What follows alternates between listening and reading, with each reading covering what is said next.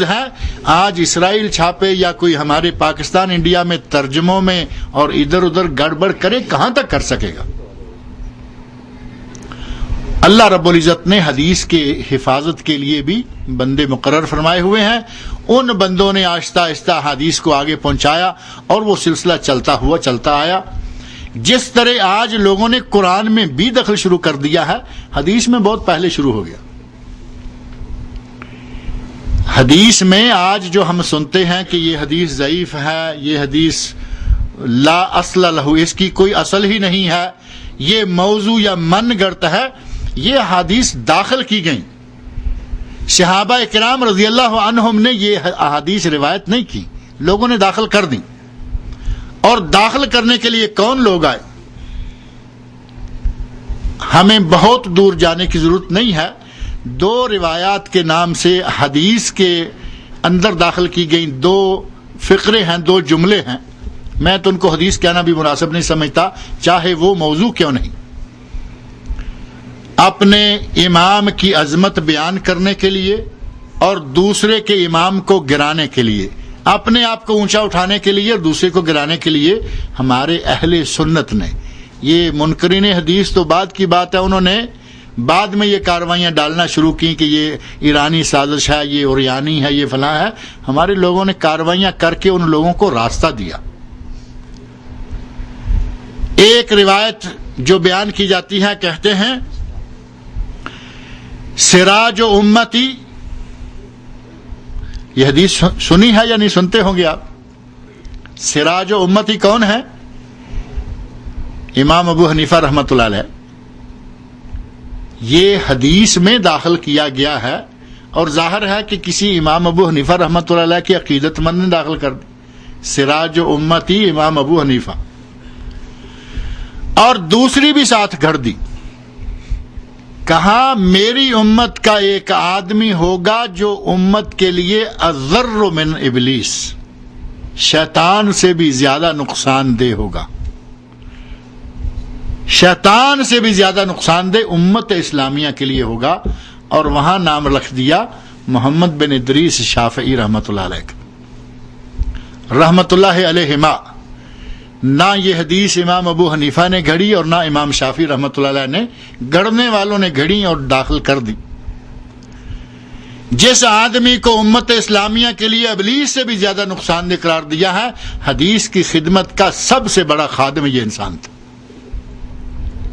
محدثین میں سے، ائمہ میں سے عظیم انسان، حدیث کی خدمت کرنے والے ستاروں میں سے ایک عظیم ستارہ، تعصب میں آ کر ایسی تعصب کی اینک لگائی، ان کے لیے حدیث کے نام سے کتب حدیث میں حدیث داخل کر دی کہ امت کے لیے ابلیس سے زیادہ نقصان۔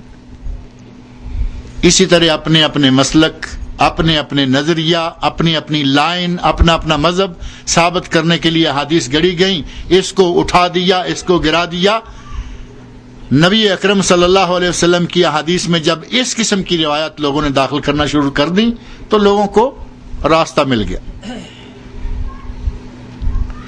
نبی صلی اللہ علیہ وسلم کی احادیث کا انکار امت اسلامیہ میں کب شروع ہوا؟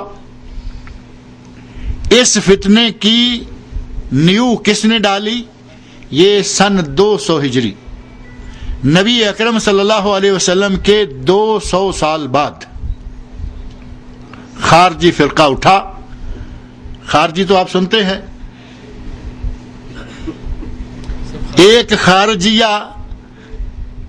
خارجیہ آج کل بھی سعودیہ میں اٹھی ہوئی تھی، اللہ نے فضل کیا ہے ختم ہو گئی ہے۔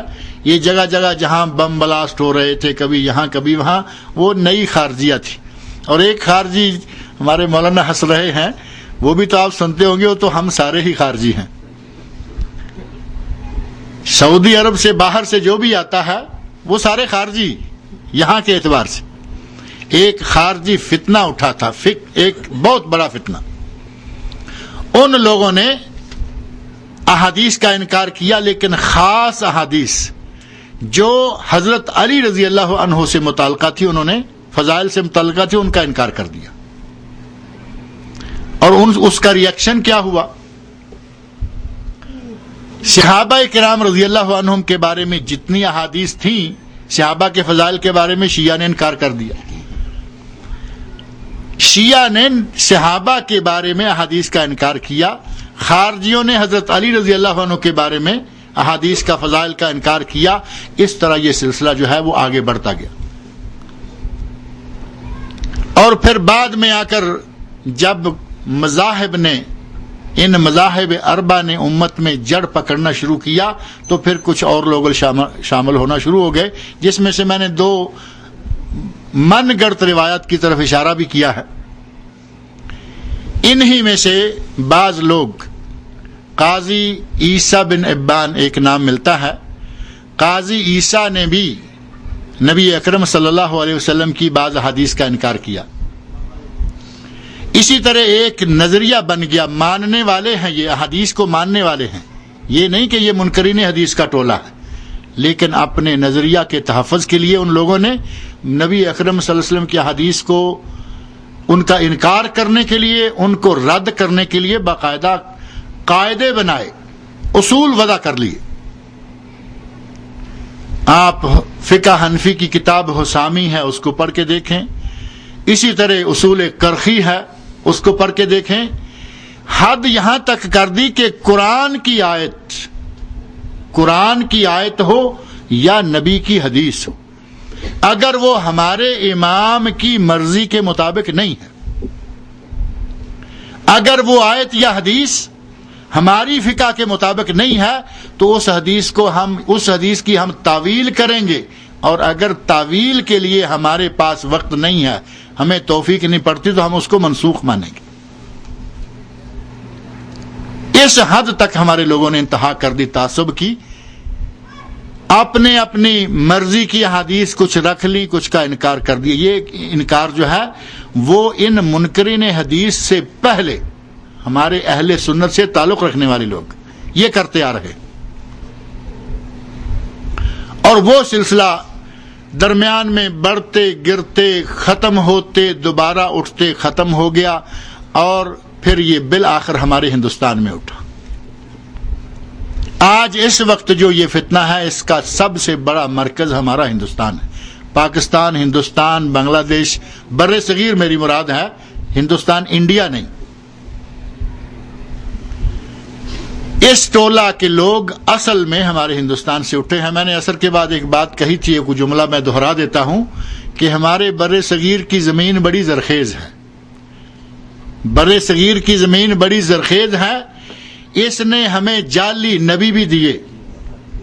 بر صغیر میں غلام احمد قادیانی پیدا ہوا، اس زمین نے جعلی نبی دیے. اس زمین میں انکار حدیث کرنے والے بھی وہیں پیدا کیے. اب زرخیز کا معنی تو آپ جانتے ہیں، زرخیز کا معنی تو ہے سونا اگلنے والی، اچھی فصلیں. لیکن اچھی فصلوں کے ساتھ آپ کو معلوم ہے کہ جھاڑ جنگاڑ بھی تو اگاتا ہے. اگر زمین زرخیز ہوگی، اچھی فصلیں پیدا کرنے کی صلاحیت ہوگی، تو جھاڑ جنگاڑ بھی اسی میں اگے گا. پتھر پہ تو جھاڑیاں نہیں اگتی نا. ہندوستان میں بر صغیر میں یہ ٹولہ اٹھا، اور انہوں نے نبی اکرم صلی اللہ علیہ وسلم کی حدیث کا انکار کرنا شروع کر دیا. اور آغاز انکار سے نہیں ہوا، آغاز ہوا تشکیک سے.